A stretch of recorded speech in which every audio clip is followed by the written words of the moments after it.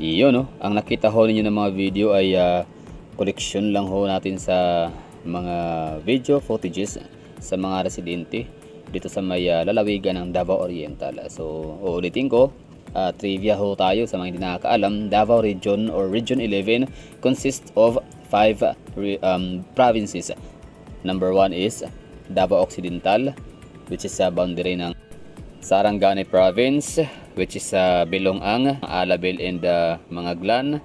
Number 2 naman ay ang Davao del Sur, kung saan boundary naman siya or in between ng Davao del Norte, Davao Occidental and North Cotabato and Bukidnon.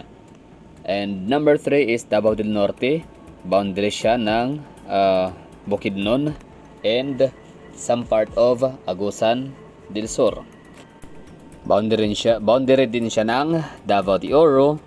At ang pang-apat ay ang Davao de Oro, kung siya nga tinatawag na gold mining capital of Mindanao or maging ng buong Pilipinas. Kasi sa Pilipinas, dalawa pa lang ang probinsya na aking napuntahan na mayroong gold mining company, at yun nga ang Davao de Oro and Aroroy Masbate. So kung meron pa kayong alam dyan na gold mining area sa Pilipinas, well, andyan ha ating comment section. Maaari ho kayong magkomento nang meron tayong maidagdag ho sa ating kaalaman. At ngayon, proceed na ho tayo sa pinakahuli na or pang-limang probinsya ng Davao Region or Region 11 na siyang magiging content ho natin ngayon, no?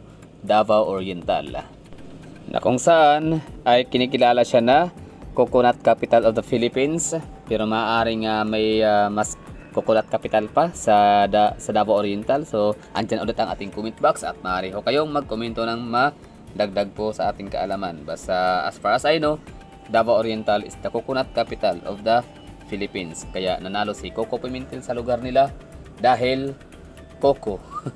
Di ba? So parang kinunik sa pangalan ni Coco Pimentel. Meron pala itong population na 576,343 population on 2020 census. Itong probinsya ng Davao Oriental ay mayroong 10 municipality and nag-iisang city, Mati City. Napuntahan na ho natin yun, kung saan napakaganda ng kanilang dagat, no? Ng kanilang beach resort na Dahican. So sa mga gustong pumunta ng Mati City, yan, welcome ho kayo. Ang ganda ho ng kanilang Dahican. Entrance dito 50 pesos lang.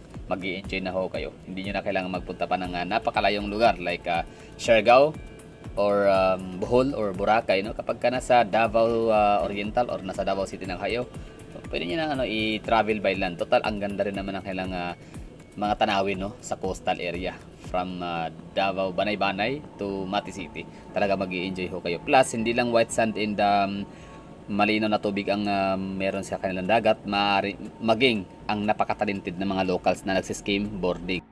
World class talent yan, no? International na nanalo yung mga yan sa Europa. At ano nga ba ang point of view ko? Bakit ko ipapakita ko sa inyo ang compilation ng mga naganap na pagbaha dito sa kanilang probinsya sa lalawigan ng Davao Oriental? Simple lang, no? Kasi mahagala itong Davao Oriental is bukiring bahagi ho ito ng Pilipinas. Hindi ho sila lowland or hindi ho sila ganun ka low-lying area, kundi sila ay medyo mountainous, no, areas. In fact, kaya nga sila coconut farmers, no? Kasi dahil nga sa kanilang lupa na medyo bukirin. Kung meron man silang patag na area kung saan ginawang palayan, ay matatagpuan sa may areang Katiil, Baganga, partly in the Kalakhang area naman ng Banay-Banay, Davao Oriental. Pero nakapagtataka, bakit sila binabaha, inuulan? Siyempre, hindi lang yan na Davao Oriental or Davao Region ang inuulan. Talagang buong Pilipinas inuulan, no? At saka binabaha dahil sa tinatawag na climate change due to global warming. At bakit nga ba meron tayong tinatawag na global warming? So panoorin natin, basahin. Global warming is the long-term heating on Earth's surface observed since the pre-industrial period between 1850 and 1900 due to human activities, primarily fossil fuel burning, which increases heat trapping greenhouse gas levels in Earth's atmosphere. O diba? From primarily fossil fuel burning. Diyan pa lang mismo. So sino nga ba ang may pinakamalaking fossil fuel consumption sa mundo, di ba? Siyempre, yung mga may mararaming sasakyan. So kayo nang bahala mag-search diyan kung anong mga bansa ang mga may maraming mga cars, di ba? May mga sasakyan. So sa Pilipinas, siyempre, hindi naman ganoon kadami ang sasakyan natin kasi nag-jeep nga lang tayo, di ba? 100 na sa siksikan sa MRT tsaka sa bus. So ibig sabihin, yung mga mayayaman na mga bansa, no, sila yung may pakana talaga kung bakit nagkakaroon ng global warming. Kaya ayun, no, natunaw ang pinakamalaking tipak ng yelo sa Antarctica or Atlantica ba yun? Basta, tapos yun dito binuhos sa Pacific Ring of Fire sa rehiyon ng Pilipinas, Japan at saka ng Indonesia.